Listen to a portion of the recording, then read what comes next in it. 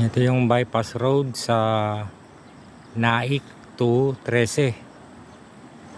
Yan o. Halos patapos na to.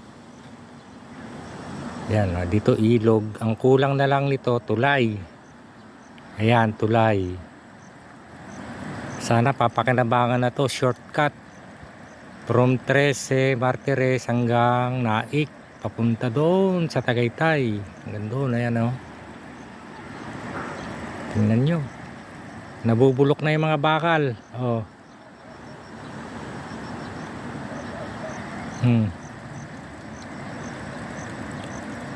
Tenga to. Nakatenga.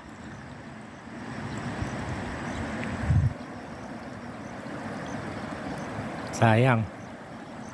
Ayan oh. Tulay na lang talaga ang kulang.